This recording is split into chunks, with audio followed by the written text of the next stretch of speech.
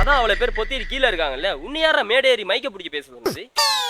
டேய் டேலண்ட் இருக்கவங்களாம் வாங்கடான்னு சொன்னாங்கடா. அதான் நம்பி மேடை ஏறி போனேன். அங்க போய் பார்த்தா ஏன் மண்டையிலேயே சட்னி அரிச்சு என்னையே அசிங்கப்படுத்தி அனுப்பிட்டானுங்க. டேய் டேலண்ட் இருக்கவனை கூப்பிட்டா அங்க உனக்கு என்ன வேலை? நீ ஏன் மேடை ஏறின? டேய் என்ன சொல்ற? நீ தானே அடிக்கடி சொல்லுவ மச்சான் நீ பேசினாலே கேட்டுக்கிட்டு இருக்கணும் போல இருக்கு, உன்கிட்ட நிறைய டேலண்ட் இருக்கு, நீ நல்லா வருவேன்னு சொல்லுவியாடா. நீ ஏன்டா அதெல்லாம் போய் நம்பிட்டு மேடை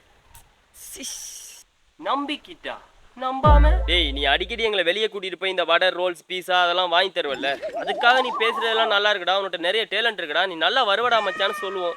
அப்பதான் நீ இன்னொரு பிளேட் வடை எக்ஸ்ட்ரா வாங்கி தருவ. அதை போய் நம்பிட்டு நீ மேடையெல்லாம் ஏறி மைக்க பிடிச்சி அசிங்கப்பட்டு இங்க பாரு மச்சான் புரிஞ்சுக்க, நீ பேசுறதெல்லாம் பெரிய புடிங்கி மாதிரி தான் பேசுற, ஆனா உனக்கு ஒரு மயிரும் தெரியாது, அதான் உண்மை. அப்போ நம்ம டீம்லயே நீ தான் அழகானவன், நல்லா அழகா இருப்ப அப்படின்லாம் சொல்லுவீங்களே, அதெல்லாம் சொன்னமோ இது எப்ப சொல்லி தொலைச்சோன்னு தெரியலையே மச்சான். இங்க பாரு நான் மறுபடியும் உன்கிட்ட உண்மையெல்லாம் சொல்லி மனசை கஷ்டப்படுத்த விரும்பல. நீ ஒவ்வொரு நாளும் கண்ணாடி பாக்குற, உனக்கே தெரிஞ்சிருக்கணும்.